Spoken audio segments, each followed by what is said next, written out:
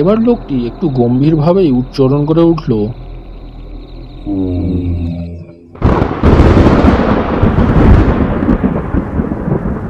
লোকটির ওম উচ্চারণের সাথে সাথেই এক কান ফাটানো বজ্রাঘাতের শব্দ হলো, যেন ওই ওম শব্দের উচ্চারণ মাত্রই স্বয়ং মহাকাল প্রসন্ন হয়ে উঠেছেন। তারপরেই লোকটা একটা সংস্কৃত মন্ত্র বলতে শুরু করলো।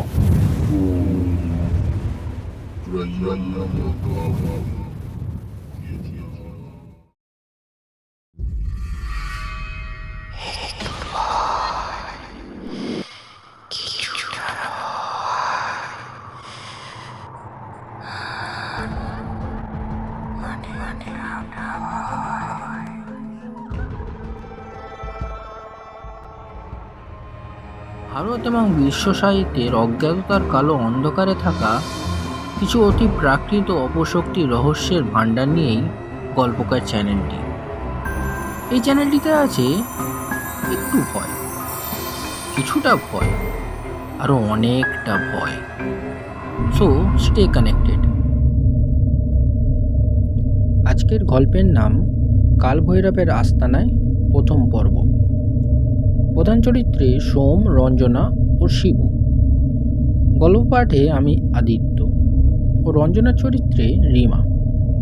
এই গল্পের সমস্ত চরিত্র কাল্পনিক, বাস্তবের সাথে তা সাদৃশ্য পাওয়া গেলে তা নিতান্তই কাকতালীয়।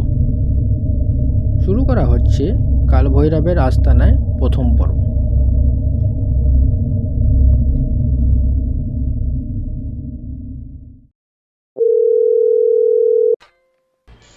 হ্যালো। হ্যালো, কিছু বলার আগে আমার কথা শোন। আজকে অফিসে আমার প্রমোশন হয়েছে।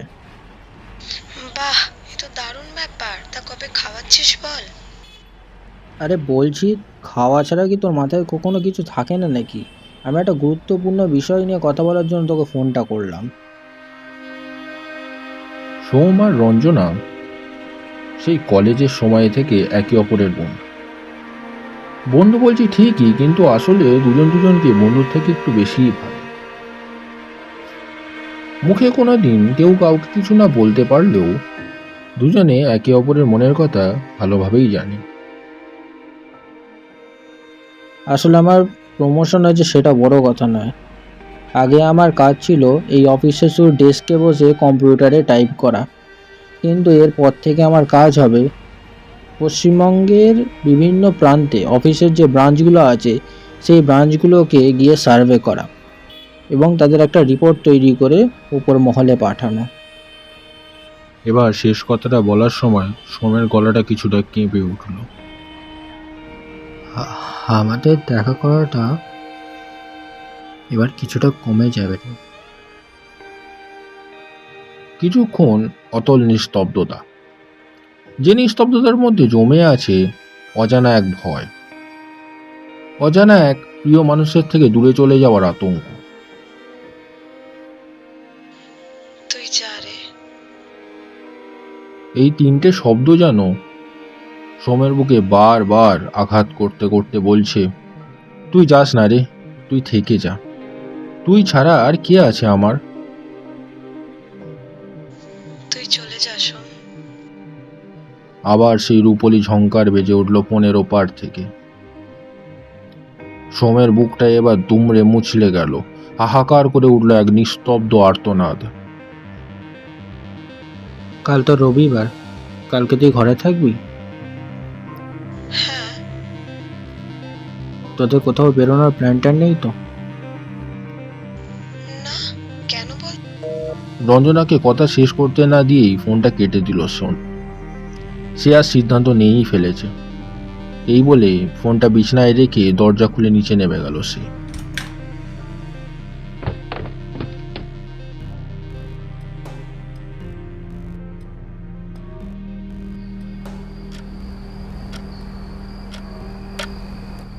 কি গো, স্যার কি বললো? রঞ্জনার প্রশ্নতে সোমের চিন্তাতে বাধা পড়ল। বিয়ের পর থেকেই রঞ্জনার এই তুই থেকে তুমি বলাটা সোমের এখনো মেনে নিতে রীতিমতো কষ্টই হচ্ছে। সোম কিন্তু এখনো ওকে মাঝে মাঝে তুই বলে ফেলে। এই তো সেদিন মায়ের সামনে সোমকে একবার তুই বলতেই সোমের মা রীতিমতো সোমকে ঝাঁঝিয়ে উঠেছিল।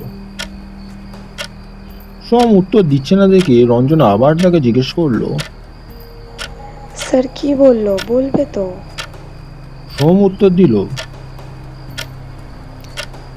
স্যার বললেন পরের দিন সপ্তাহে মঙ্গলবার বেরোতে হবে। হুম, কোথায় যাচ্ছ তাহলে? জলপাইগুড়ি। তাও কতদিনের জন্য বাইরে থাকবে? দেখি, আমার অনুমান মতো সব কাজ সঠিক সময়ে হলে রবিবারের মধ্যেই ফিরে আসবে।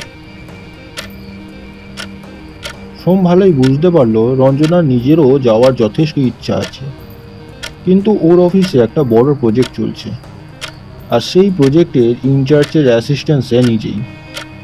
সে তাই ছুটির কথা তার স্বপ্নেও ভাবতে পারছে না। সোম একবার দেওয়াল ঘড়িটার দিকে তাকালো। রাত তখন অনেক হয়েছে, তাই সেদিনকার মতো কথাবার্তা ওখানেই সমাপ্ত রেখে ওরা দুজনেই শুয়ে পড়ল।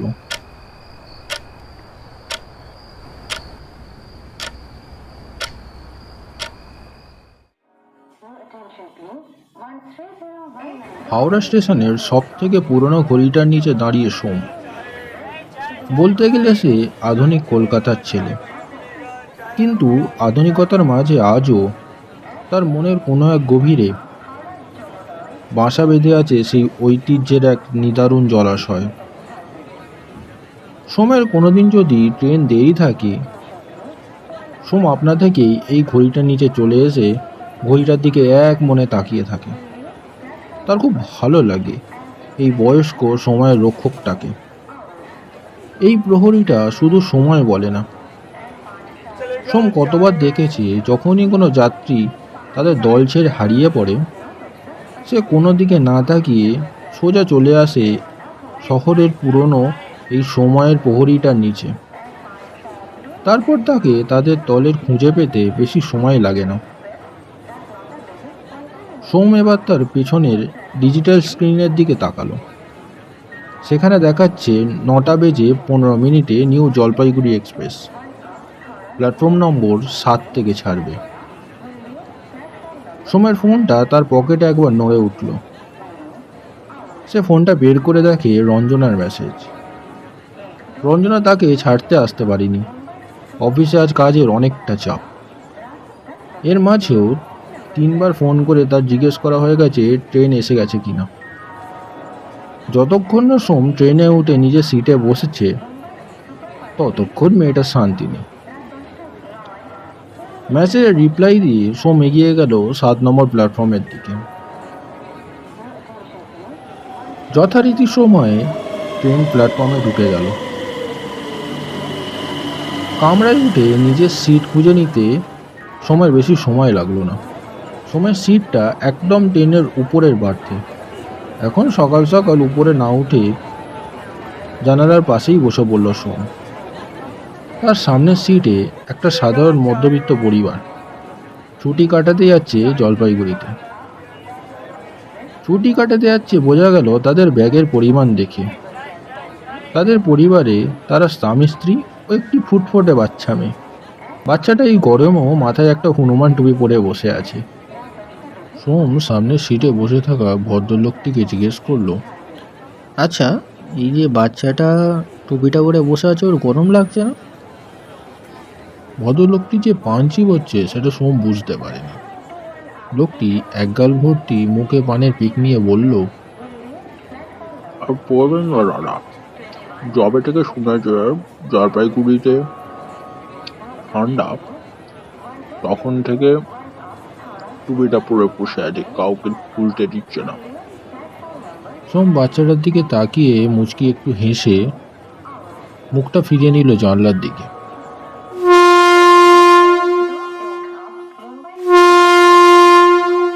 ঠিক কাঁটায় কাঁটায় 9:15 ট্রেনটা শব্দ করে স্টেশন থেকে ছেড়ে দিল।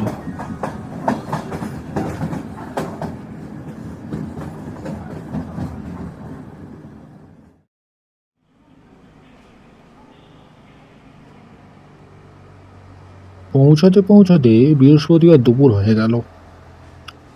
দুদিন কিভাবে ট্রেনে কেটেছে তার বর্ণনা দিয়ে আর কাজে নেই। জলপাইগুড়িতে নেমে এখানকার ধুলোময়হীন বাতাস বুক ভরে গ্রহণ করলো সোম। এখানে এখনো গরমকালের ছোঁয়া এসে পৌঁছায়নি, তাই দুপুরবেলাতেও একটু একটু শীত করছে তার। টিকিট চেকারের হাতে টিকিটটা দিয়ে বাইরে আসতেই সে দেখে এদিক ওদিক গাড়ির মেলা। তাকে বাইরে আসতে দেখেই একটা বড় বড় চুলদাড়িওয়ালা লোক তারই দিকে এগিয়ে এলো।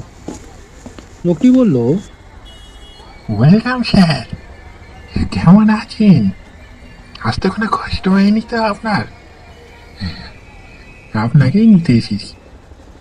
সোম একটা অজানা লোকের মুখে হঠাৎই অভ্যর্থনা শুনে চমকে উঠল। বেশভূষা যেমনই হোক, কথা শুনে চোর ডাকাত তার মনে হলো না, কিন্তু তাকে একবার দেখেই চিনল কি করে? সোম কি একে চেনে?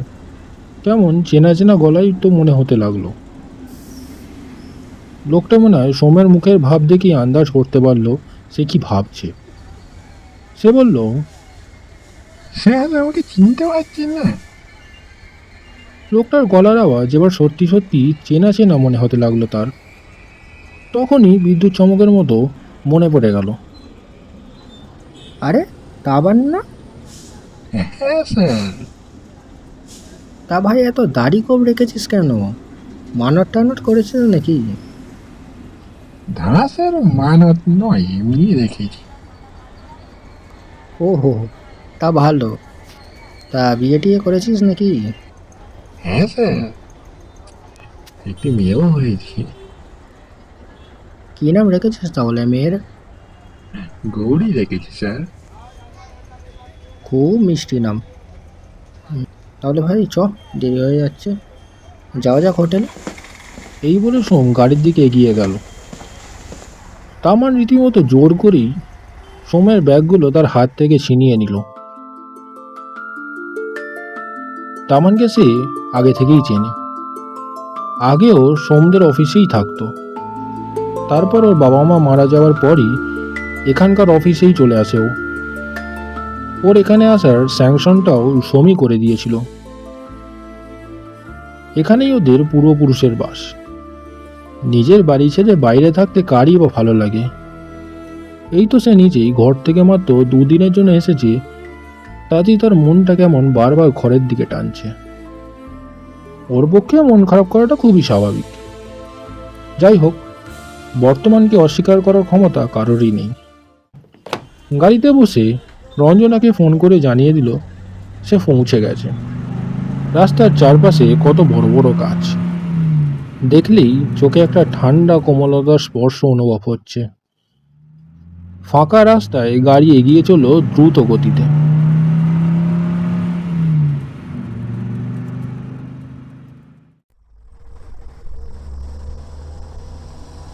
গাড়িটা গিয়ে থামলো একটা বড় বাড়ির সামনে।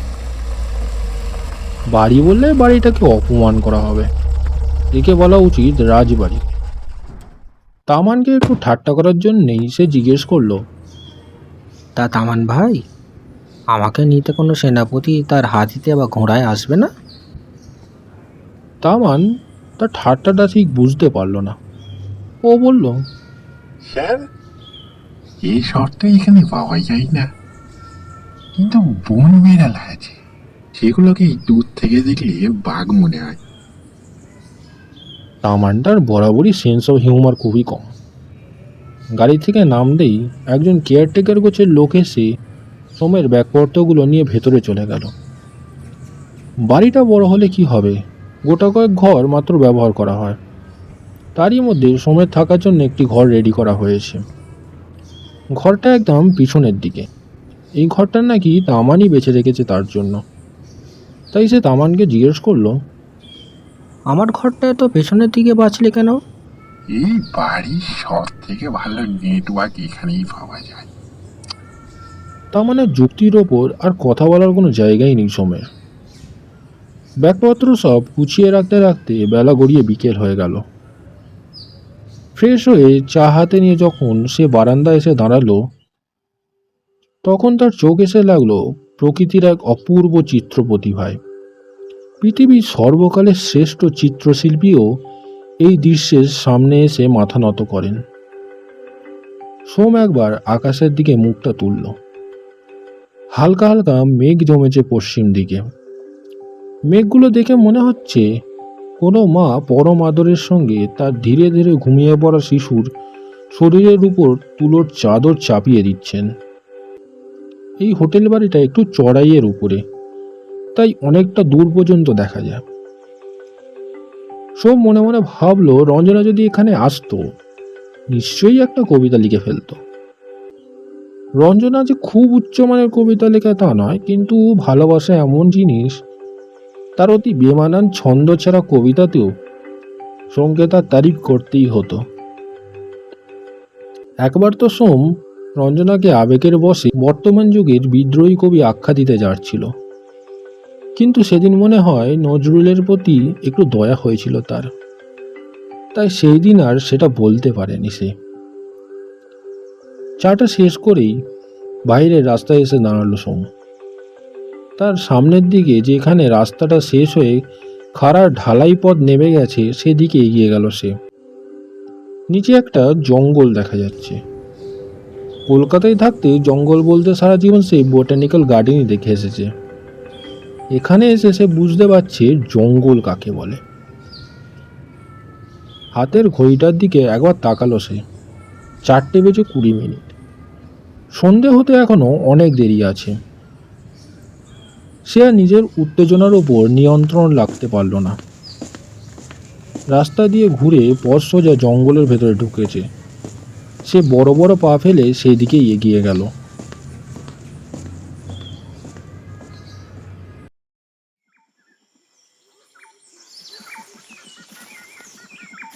জঙ্গলের মধ্যে প্রবেশ করার সঙ্গে সঙ্গে তার চারপাশের বিকেলের পড়ন্ত রোদ কিছুটা ক্ষীণ হয়ে এলো।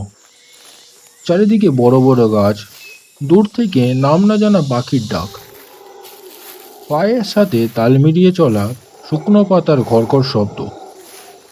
সোমের যেন নিজেকে সেই চাঁদের পাহাড়ের শঙ্করের মতো মনে হতে লাগলো। সে মনে মনে ভাবতে থাকলো, হাতে একটা বন্দুক আর সঙ্গে ডিয়েগো অ্যালভারেজ থাকলেই এক্ষুনি বনিপকে মারতে ছুটত সে।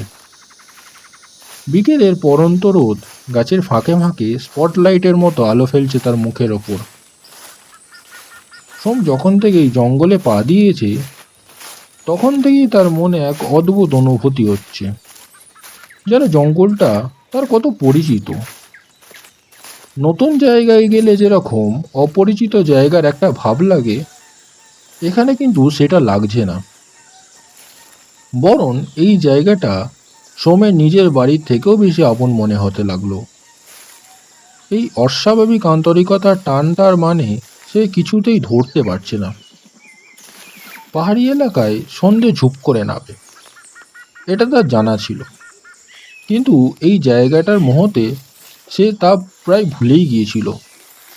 কিন্তু যখন পলকের মধ্যেই সন্ধে নেমে গেল তখন সোমের হুঁশ ফিরল। তার মনে হলো এইবার তার বাড়ি ফিরে যাওয়াটা দরকার। অচেনা জায়গায় বাঘভাল্লুক নাই থাকুক, সাক্ষোভ তো আছেই। এই সময় তামানের কথাটা তার মনে পড়ে গেল। তার হাতে কোনো অস্ত্রও নেই। বন বিড়ালও কিন্তু বাঘের থেকে কিছুটা কম যায় না। ফিরে যাওয়াটাই এখন বুদ্ধিমানের কাজ হবে। সে সবেমাত্র ফিরে যাবে বলে মুখটা পেছনের দিকে ঘুরিয়েছে, তখনই দূরে শোনা গেল এক কুকুরের ডাক। কোনো একটা কুকুর আর্তনাদ করছে। এই আর্তনাদ কোনো সাধারণ আর্তনাদ নয়। এই আর্তনাদ একমাত্র বিপদে পড়লেই কুকুরেরা করে। আজ যখন জঙ্গলের মধ্যে এই বিপদের আর্তনাদটি সে শুনল, সে আর নিজেকে সামলাতে পারল না। সে একজনকে হারিয়েছে, এবারে আর একজনকে বাঁচানোর চেষ্টা সে করবেই। সোম ছুটে গেল সেই আওয়াজটার উৎস লক্ষ্য করে। ভালোবাসা এমনই জিনিস। সেই কুকুরটা কি বিপদে পড়েছে, সেই বিপদ সোমেরও হতে পারে, এই সব কিছু না ভেবে সোম ছুটে গেল সেদিকে। কিছুক্ষণ ছুটে যাওয়ার পর সোম দেখল একটা বড় গাছের নিচে একটা কালো কুচকুচে কুকুর ব্যথায় আর্তনাদ করছে। দূর থেকে কি হয়েছে সোম ঠিক বুঝতে পারল না। সূর্য পশ্চিম দিকে নিজের ঘুমের বিছানায় ঢুলে পড়েছে। অন্ধকার সেই সুযোগে নিজের আধিপত্য বিস্তার করছে আস্তে আস্তে। সোমের মনে হলো কোনো সাপ জাতীয় প্রাণী কুকুরটার পায়ে কামড়ে ধরেছে। পাশেই পড়ে থাকা একটা মোটা গাছের ডাল তুলে নিল সে নিজের হাতে। এবার যতটা সম্ভব আওয়াজ না করে এগিয়ে গেল কুকুরটির দিকে। কিছুটা সামনে গিয়ে যখন কুকুরটিকে সে দেখল, তখন সবার প্রথম তার চোখ গেল কুকুরটার পায়ের দিকে। না, সাপ বা ওই জাতীয় কোনো প্রাণী নয়। কুকুরটা পা পাশের ওই গাছের একটি উঠে থাকা শিকড়ের ফাঁকে আটকে গেছে। সোমকে দেখে সেই কুকুরটা আরো 5টা কুকুরের মতো গর্জন করল না, বরং তার দিকে এক দিশেহারা দৃষ্টি নিক্ষেপ করল। সোম কুকুরটির কাছে গেল, ধীরে ধীরে তার মাথায় হাত বুলিয়ে দিল। হাত বোলানোর সঙ্গে সঙ্গে তার বুকটা ফেটে কান্না বেরিয়ে আসতে চাইল। সোমের মনে হলো সে আজ কোনো অচেনা কুকুরের গায়ে হাত বুলোচ্ছে না, ঠিক যেন তার ছোটবেলাকার পুরনো সঙ্গী রূপ বদলে তার সামনে দাঁড়িয়ে আছে।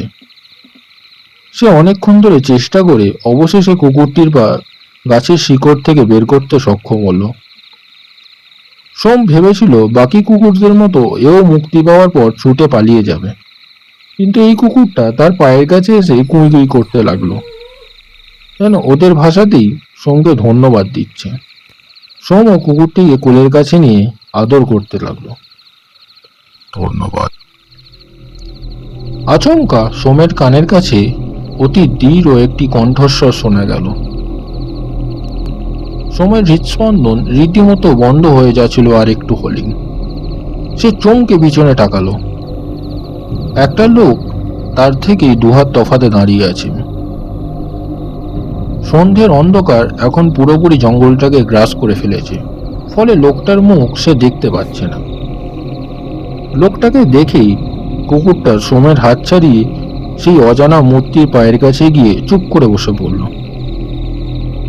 সেই অজানা মূর্তি আবার বলে উঠল, ধন্যবাদ আপনাকে। সোম বুঝতে পারল এই কুকুরটা ওই লোকটারই, আর কুকুরটার উপকার করার জন্যে সে সোমকে ধন্যবাদ দিচ্ছে। তখন সোম বলল, আরে না না, এতে ধন্যবাদ দেওয়ার কি আছে।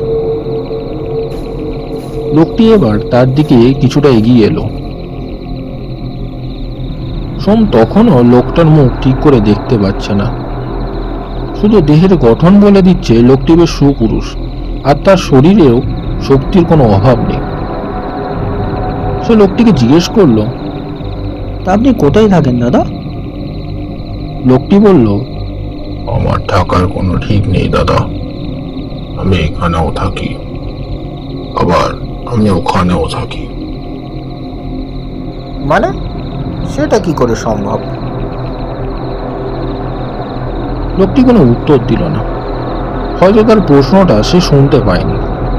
সে আবার বলল, তা দাদা আপনি কি করেন?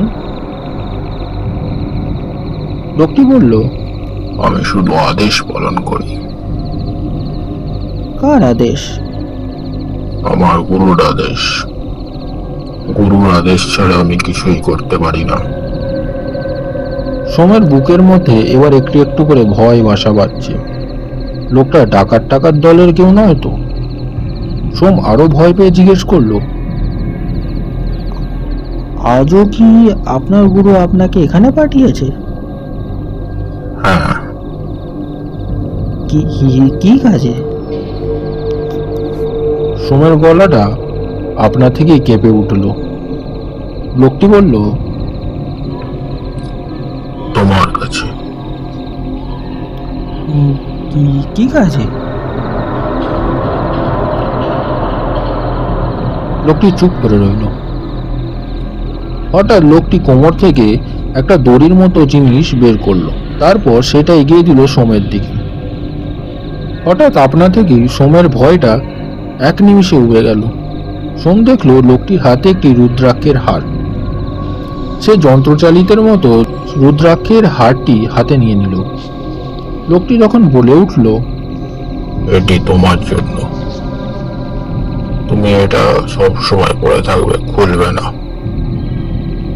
সোম কেন জানে না লোকটার কথা মতোই সেটা পরেও নিল।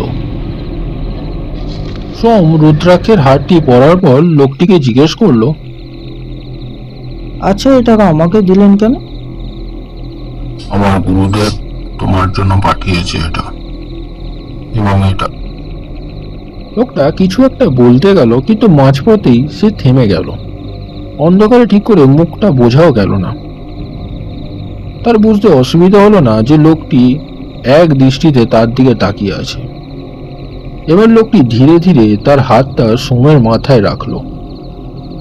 লোকটির হাতের তালু সোমের অর্ধেক মাথা ঢেকে দিল। লোকটির হাত মাথায় ছোঁয়ার সঙ্গে সঙ্গে সোম যেন কতকালের না পাওয়া শান্তি অনুভব করতে পারল। একটা মানুষ সারা জীবন যে শান্তির এতটুকু স্পর্শ পাওয়ার জন্য চাতক পাখির মতো চেয়ে থাকে, যে শান্তি পাওয়ার জন্য মহাত্মা বুদ্ধ নিজের ঐশ্বর্য এক নিমিষে ত্যাগ করে দিয়েছিলেন, আজ সেই শান্তি এই নাম না জানা জঙ্গলের এক নাম না জানা ব্যক্তির শুধুমাত্র স্পর্শে সে আজ উপভোগ করছে। এবার লোকটি একটু গম্ভীরভাবেই উচ্চারণ করে উঠল,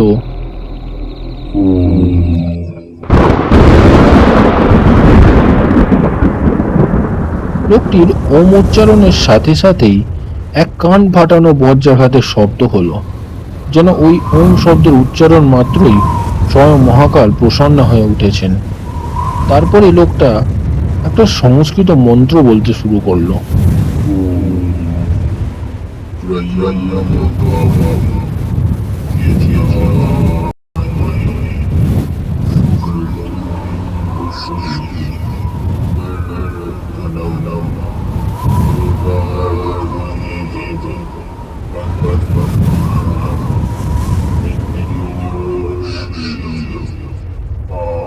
লোকটার মন্ত্র উচ্চারণ যেন পুরো জঙ্গলটাকে জাগিয়ে তুলল।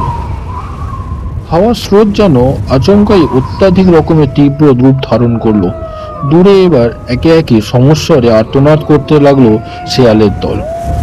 কোনো ব্রাহ্মণ যেমন তার যজ্ঞের মাঝে মাঝে ঘি দিয়ে আহুতি দেন, ঠিক সেই রকমই শেয়ালগুলো সাপে ফুঁ দিয়ে মন্ত্রটিকে পূরণ করছে। মন্ত্রটা সোমের খুব পরিচিত মনে হতে লাগলো, কিন্তু তার কিছুতেই মনে পড়ছে না। আস্তে আস্তে লোকটা তার মন্ত্র উচ্চারণ শেষ করলো।